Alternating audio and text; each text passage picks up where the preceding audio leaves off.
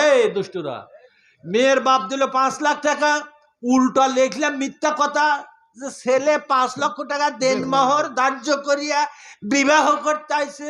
এর চাইতে টাটকা মিথ্যা কথার ধোঁকাবাজ ইসলামের কিছু নাই। কথা কয় না ঠিক কিনা? এই কয়ে জানি আর বিয়া পড়ায়েন না, খবরদার। বিয়া পড়াবেন, ছেলে যেটা নগদ দিল ওইটাই ধরবেন, বাকিটা করবেন না।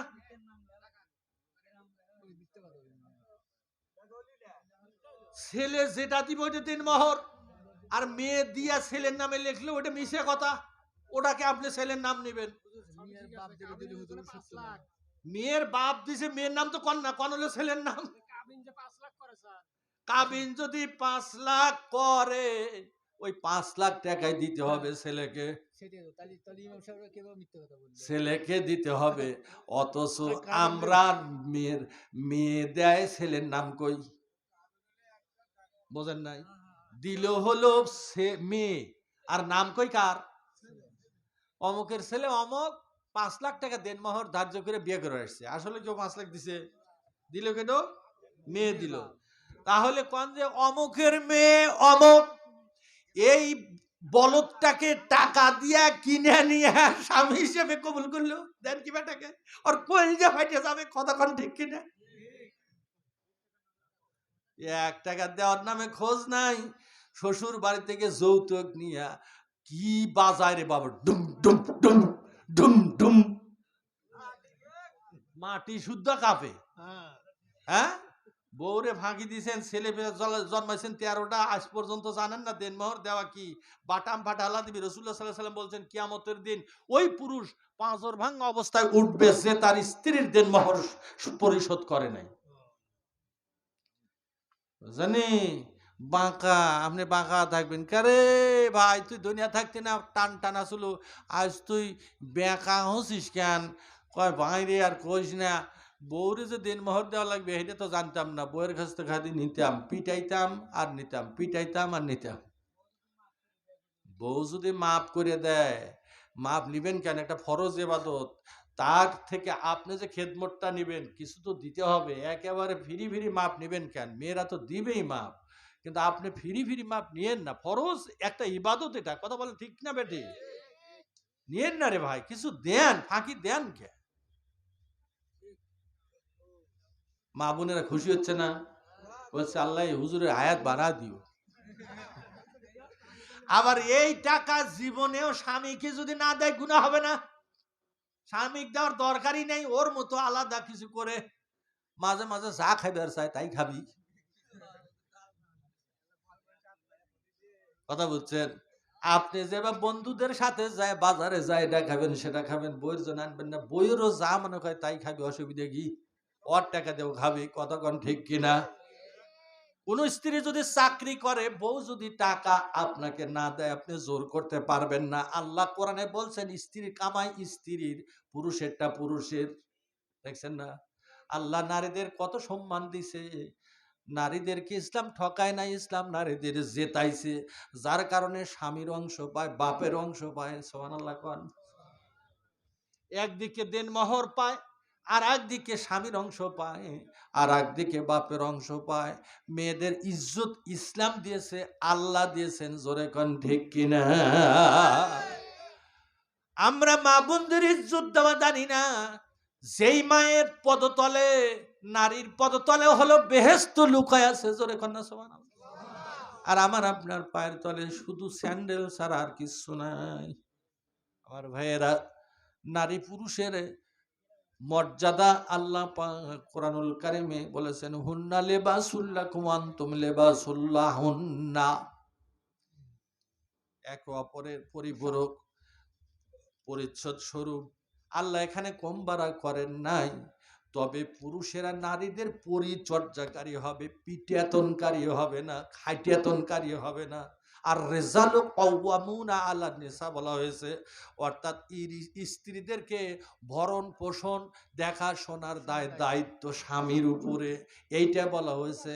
আপনাদের শাসনকর্তা বলা হয় নাই যে বউকে যা পাবে তাই দিয়ে পিটাইয়া ন্যাংরা করে ভালাইবে।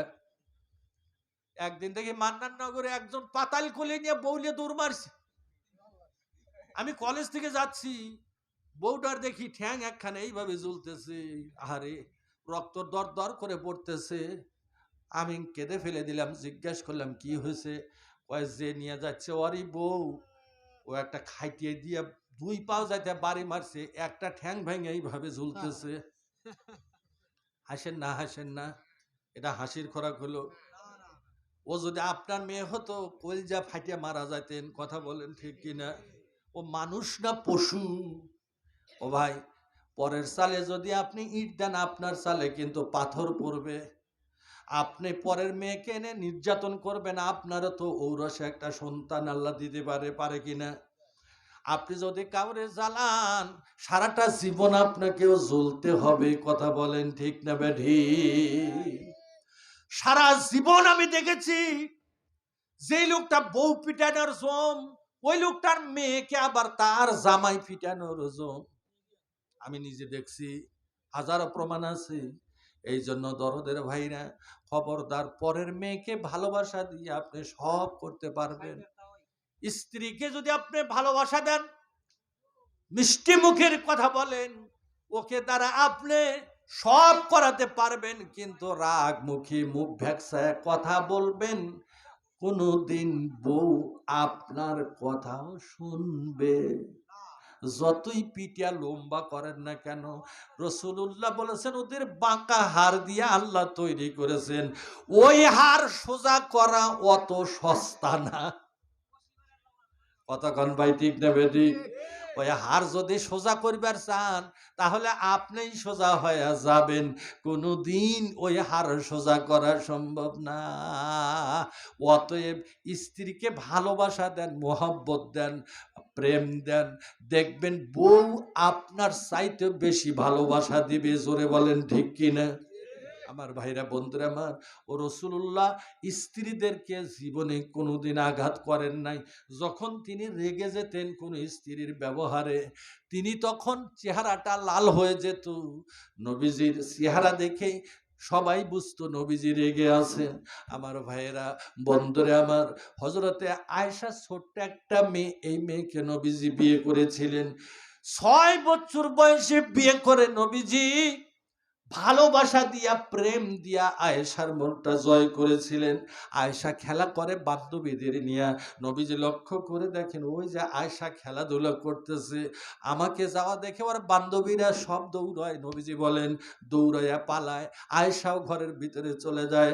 আমি দেখলাম আয়েশার মনটা খারাপ হতে পারে, যেহেতু ছোট্ট মেয়ে। আমি বলতাম, আয়েশা রে, তুমি দৌড় দিও না, তোমার বান্ধবীদেরকে ডেকে আনো, যাও ওদের সাথে খেলা করো। আয়েশা খুশি মনে হাসি দিয়া আবার বান্ধবীদের সাথে খেলায় মাত্র হয়ে যেতে। আর আমি আপনি হলে ইটিয়া মুগুর দিয়ে ফিটায় লম্বা করে ফেলতাম। আপনাদের এলাকা মনে হয় বউ পিটার মানুষ খুব একটা নাই, নাই তাই না? ঢেকির সুরুন ঘষা লাগে? হায় আল্লাহ, চাষা কয় কি? ওরে বাবা রে বাবা, কোন এলাকায় এলাম রে? আস্তাগফিরুল্লাহ, আস্তাগফিরুল্লাহ। বন্ধুরে, খুব মনোযোগ দেন। আমার নবীজির আদর্শ দেখে, আদর্শে অনুপ্রাণিত হয়ে নারীরা বিবাহের প্রস্তাব দিতেন। খাদিজাতুল কুবরা নিজেই প্রস্তাব দিছে। সুবহানাল্লাহ।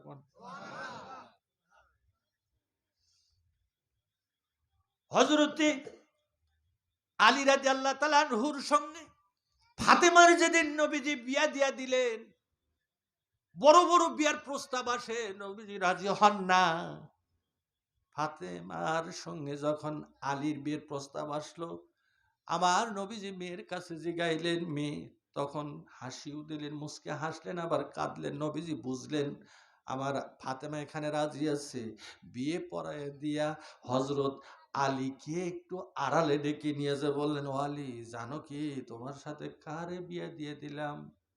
কয়, আপনার ছোট্ট মেয়ে ফাতেমা। কয়, না রে আলী, আমি শুধু ফাতেমাকে বিয়ে দেই নাই আলী রে, আমি আমার কলিজার টুকরাটাই তোর হাতে তুলে দিলাম। আলী রে, আমি আমার কলিজার টুকরাটাকে তোর হাতে তুলে দিলাম। ফাতেমা তো বেদাতু মিন্নি, ফাতেমা হলো আমার দেহের অংশ, আমার কলিজার টুকরা। আমি ফাতেমাকে সবচাইতে বেশি ভালোবাসি রে আলী। খবরদার আমার ফাতেমার মনে কষ্ট দিবি না। জোরে জোরে কন্যা সুবহানাল্লাহ। আমার ভাইরা, হযরতে ফাতেমাকেও নবীজি বিয়ে পড়ানোর পরে, খুতবা দেওয়ার পরে একটু আড়ালে নিয়ে গেলেন। মা গো, বলো তো দেখি কার সঙ্গে তোমাকে বিয়ে দিলাম? কেন আপনার চাচাতো ভাই আলীর সাথে? তখন কিন্তু শরীয়তের বিধান নাজিল হয় নাই। এই জন্য আপন চাচাতো ভাই ছিল আলী, আলী ইবনে আবি তালেব।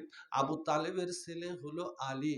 আবু তালেব রসুলের আপন চাচা, আর চাচাতো ভাই ছিলেন আলী। আলীর সঙ্গে দিলেন ফাতেমাকে বিয়ে, যেহেতু তখন শরীয়তে নিষেধ ছিল।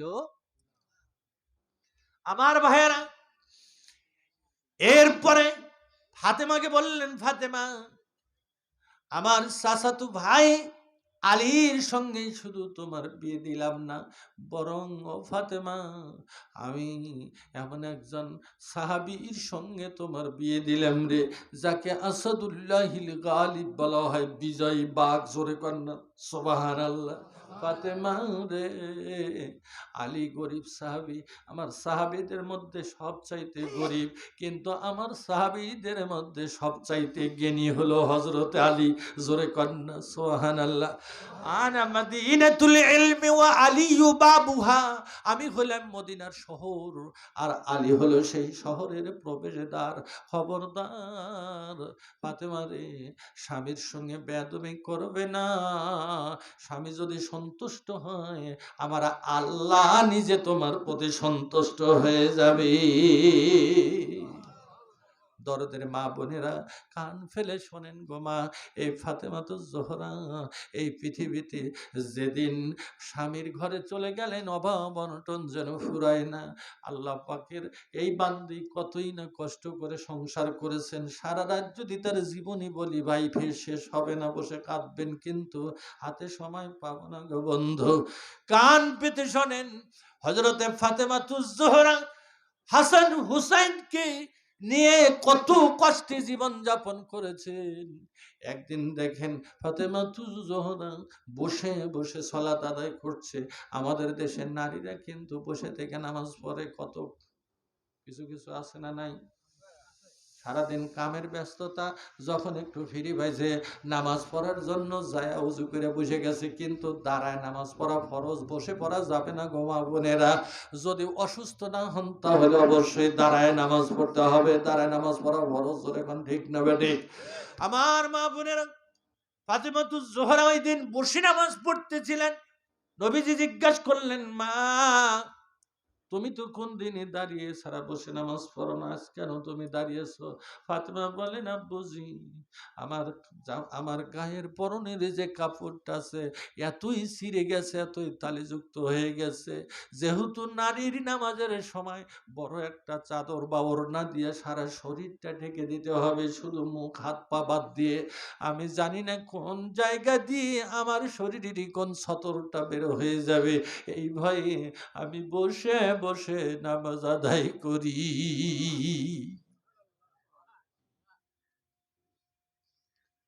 ও বন্ধুরা, এই ফাতেমা যদি পৃথিবীর মুখ ছেড়ে চলে যাবে, নবীজি বিদায় নেওয়ার পর সব চাইতে বেশি কেঁদেছিলেন ফাতেমা। হযরত আবু বকর সেই দিন নবীজির পাশে ছিলেন না, দূর থেকে আসলেন। কে যেন বলল, আবু বকর রে, তোমার হিজরতে যার সাথী হয়েছিলে, সর পর্বতের মধ্যে যারা সাথী হয়েছিলে, 6টা মাস পর্যন্ত যার জন্য ঘরের দরজার সঙ্গে পিঠ লাগে ঘুমাইতে রে, ও আবু বকর, কেমনে নবীকে ছেড়ে দূরে গেছো? সেই নবীজি আজ পৃথিবীতে নাই। আবু বকর দৌড়ের ঘোড়া ছুটিয়ে চলে গেলেন। সাহাবীদের মধ্যে কান্নার রোল পড়ে গেছে। সব চাইতে বেশি কাঁদতেছে ফাতেমা, আর ওইদিকে হযরত ওমর যেন পাগল হয়ে গেছে। একটা তরবারি নিয়ে ওমর শুধু বলতেছেন, আবার নবীজি মরে গেছে। কেউ যদি বলো যে নবীজি মরে গেছে, আমি ওমর এই তরবারি দিয়া তার মাথা দ্বিখণ্ডিত করে ফেলবো। হযরত আবু বকর কোনো কথা বললেন না, সরাসরি আল্লাহর নবী আয়েশার ঘরের মধ্যে শেষ নিঃশ্বাস ত্যাগ করেছিলেন। হযরতে আয়েশা বলেন, আমার জীবন ধন্য নারী হিসেবে এই জন্য যে আমার স্বামী আমার কোলের মধ্যে মাথাটা রেখে শেষ নিঃশ্বাস ত্যাগ করেছিলেন। আমার ঘরের মধ্যেই নবীজির শেষ বিশ্রামখানা অর্থাৎ রওজা মুবারক হয়ে গেছে। আবার নবীজি যখন একটি মিসওয়াক একজন সাহাবীর কাছ থেকে নিলেন, আমি নিজে দাঁত দিয়ে চিবিয়ে চিবিয়ে দিলাম। নবীজি সেই দিন দাঁত দিয়ে চিবাতে পারছিলেন না। আবার নবীজি দাঁত দিয়ে চিবিয়ে দিলাম, আমার মুখের লালা শেষবারের মতো নবীজির মুখ হয়ে লেগেছিল। আবার নবী গো, তুমি আমার দরদের নবী। আবার ভাইরা বন্ধুরা, আবার হযরতে আয়েশা রাদিয়াল্লাহু তাআলা আনহা বলেন, নবীজি বিশ্ব নবী যখন পৃথিবীর মায়া ত্যাগ করে চলে যাবে, হযরতে ফাতেমা শুধু কাঁদেন আর কাঁদেন। নবীজি ডাক দিয়ে কানের কাছে ছোট্ট করে কি যেন বললেন, ফাতেমার কান্না বন্ধ হয়ে গেল। পরবর্তীতে আয়েশা জিজ্ঞাসা করলেন, ফাতেমা রে, কেন তোমার কান্না বন্ধ হয়ে গেল? কি বলেছেন নবীজি? নবীজি বেঁচে থাকতে আর বলেন নাই, পরবর্তীতে বললেন, মা রে, আমার আব্বা বলেছেন, ও ফাতেমা তুই কান্দিস না, আমি জীবনে সবচাইতে তোকে বেশি ভালোবাসি রে মা। মা, আমি কবরে যাওয়ার পর সর্বপ্রথম তোমার সাথে আমার সাক্ষাৎ হয়ে যাবে। আমি বুঝতে পারলাম আমার আব্বার কাছে যেতে বুঝি বেশি দিন আবার বাকি নাই। এই জন্য কান্না বন্ধ হয়ে গেল। আমার ভাইরা, হযরত আবু বকর সোজা আয়েশার ঘরের মধ্যে চলে গেলেন। যাওয়ার পরে চাদর মুবারক দিয়ে নবীজি ঢাকা আছেন, চাদর খুলি মুখের দিকে তাকাইলেন, নবুয়তের চেহারা খানির দিকে তাকায়া আবু বকর ডাক দিয়ে বলতেছেন, ও নবীজি, এতদিনও বিশ্বাস করি নাই আপনি আপনার আবু বকরকে একা ফেলে রেখে চলে যাবেন। আজকে দেখছি সত্যি আপনি আবু বকরকে একা রেখে বিদায় নিয়ে চলে গেলে।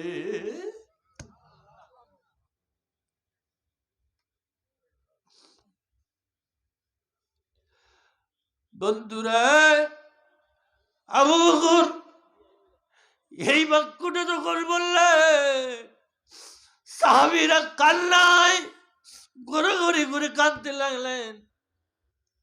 আবু বকর বয়সবৃদ্ধ মানুষ, তিনি ভাবলেন আমি যদি ধৈর্য হারা হয়ে যাই, আমার সাহাবীরা কলিজা পেটে মারা যাবে। নবীজিকে জীবন দিয়েছেন, জিহাদের ময়দানে নবীজির ডাকে জীবন দিয়েছে, কোনদিন নিজের জীবন দিয়েছে, তবুও নবীর কষ্ট সাহাবীরা সহ্য করতে পারে নাই। জোরে জোরে কান্না সুবহানাল্লাহ। উহুদের ময়দানে আবু উবাইদার শরীরের মধ্যে নবীকে সেভ করতে গিয়া নিজে তীরগুলি আসে, নবীজিকে পিঠের উপরে নিয়ে সামনে অগ্রসর হয়, তীরগুলি বেঁধে হযরতে তালহা বিন উবাইদুল্লাহ নিজের চেহারাটা পেতে দেন, তীরগুলি এসে তার বুক ভেদ করে। নবীজিকে নিয়ে যখন উহুদের একটি পাহাড়ের পাদদেশে গিয়ে বসিয়ে দিলেন, তালহা বিন উবাইদুল্লাহ অজ্ঞান হয়ে পড়ে গেলেন। আবার নবীজির সাহাবী ওমর যখন নবীজির কাছে গেলেন, সেবা করবেন বললেন, না গো আমার কাছে এসো না। রক্তমাখা চেহারা দিয়ে নবীজির সেই দিন লাল চেহারা খানি দুই হাতে মুছতেছিলেন আর বলতেছিলেন, আল্লাহ, যেই জাতি তার নবীকে রক্তাক্ত করে দেয় তাদের মুক্তি কেমনে হবে বুঝি না। চুয়াডাঙ্গা জীবননগর ডিগ্রি কলেজের অধ্যাপক, উনি পৃথিবীর কয়েকটা রাষ্ট্র ভ্রমণ করেছেন। উনি বলেন, হুজুর, আমি গিয়েছিলাম, নবীজি যেই উহুদের যেই পাহাড়ের উপরে বসেছিলেন, রক্ত টস টস করে পড়ছে, আল্লাহর নবীর রক্ত মাখা চেহারা দেখে পাহাড়ের বড় বড় পাথরগুলি সহ্য করতে পারে নাই। পাথরগুলি ভেঙে টুকরা টুকরায় পরিণত হয়ে আজ নবীজির স্মৃতি বুকে ধারণ করে আছে।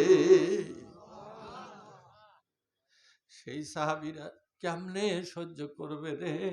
হযরতে ওমর বলেন, তালহার সামনের দিকের তীরগুলি টেনে টেনে খুলে দেখি, শুধু সামনের দিকেই ৭৯টি তীরের আঘাত রয়ে গেছে। সেই সাহাবীরা বন্ধুরে কেমনে বলবেন?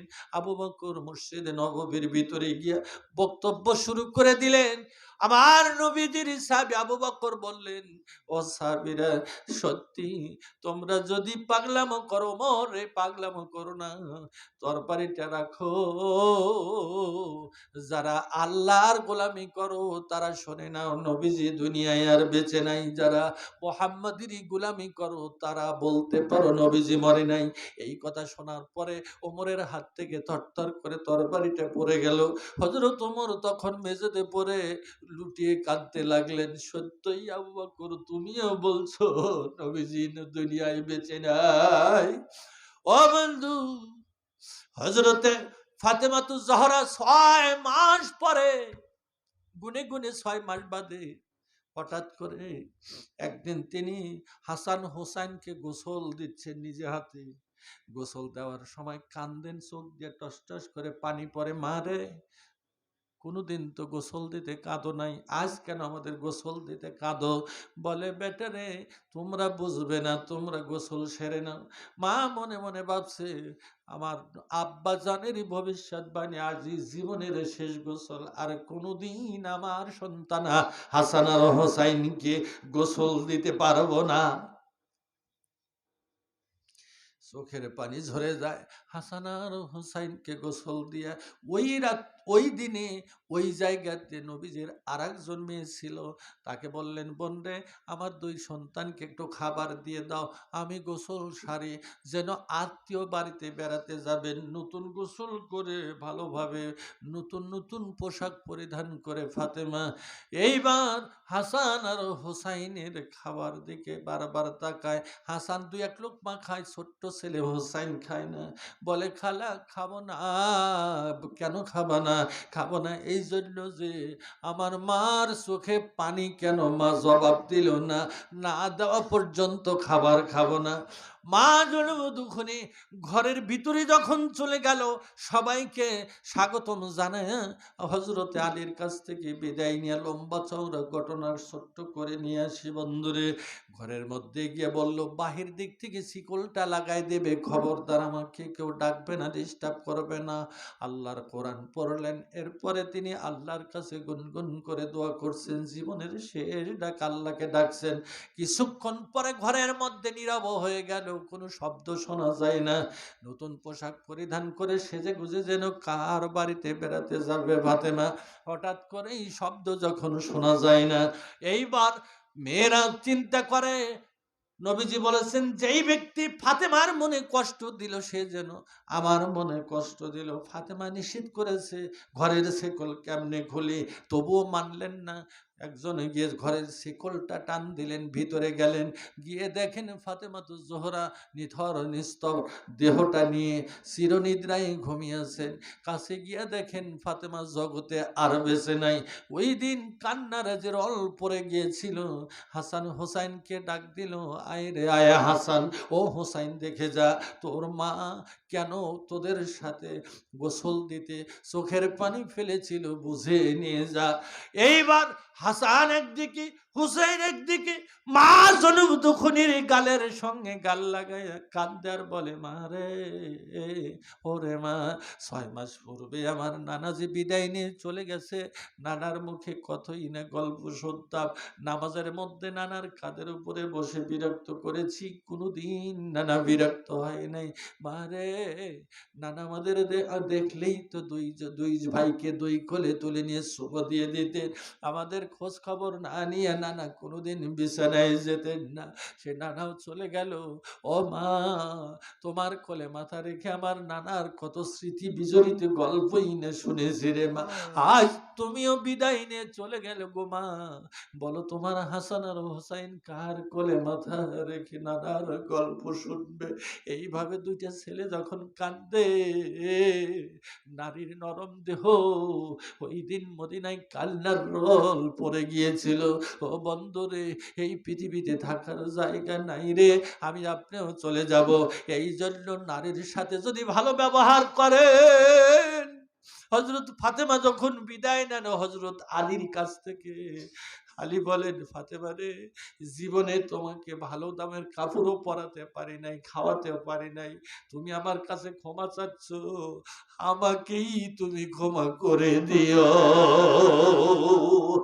দাম্পত্য জীবন যার সুখের হয়, এর চাইতে সুখের সংসার অর্থ আর সম্পদ দেওয়া হয় না, বিল্ডিং দেওয়া হয় না, টাকা পয়সা দেওয়া হয় না। দিন আনবেন, দিন খাবেন, স্বামী স্ত্রীর মধ্যে মহাব্বত থাকলে ওই ঘরটাই হবে আল্লাহর জান্নাতের ঘর। জোরে বলেন ঠিক কিনা? এই জন্য স্ত্রীর সাথে ভালো ব্যবহার করতে হলে, শান্তি যদি সংসারে ফিরে পেতে চান, আবুসুস সালাম অতুতিমুত তাআম, সালামের প্রচলন করতে হবে। বউরে সালাম দিতে হবে। পারবেন? পারবেন? এই অনেকেই নাই। বাড়িতে যান, এবার হুট হুট হুট হুট করে বাড়ির মধ্যে ঢুকে পড়েন। জীবনে স্ত্রীকে সালাম দিলেন না, ছেলে মেয়েদেরকে সালাম দিলেন না। কি জবাব দিবেন আল্লাহর কাছে? ঘরে শান্তি কেমনে আসবে? ছেলে আপনার কথা কেমনে শুনবে? আজ থেকে ছেলেকে সালাম দেবেন, মেয়েকে সালাম দেবেন, স্ত্রীকে সালাম দিবেন, স্ত্রীও আপনাকে দেখবেন একদিন সালাম দেবে। কথা বলেন ঠিক না বেঠিক? নবীজি বলছেন, যখন ঘরের মধ্যে প্রবেশ করো, কেউ যদি না থাকে তবুও সালাম দাও, কারণ ওই ঘরে তোমার মানুষ নাও থাকলে ফেরেশতারা আছে। কথা বলেন ঠিক কিনা? আমার ভাইরা, আল্লাহ পাক আপনাদের আমাদের সবাইকে সঠিক জ্ঞান দান করুন, বলেন আমিন। আল্লাহ যেন দাম্পত্য জীবনকে সুখময় করেন, সবাই বলেন আমিন। এখনো যারা বাকি আছেন, দয়া করে তাড়াতাড়ি করে একটু দান করেন, আমি শেষ দোয়াটা করে দেব।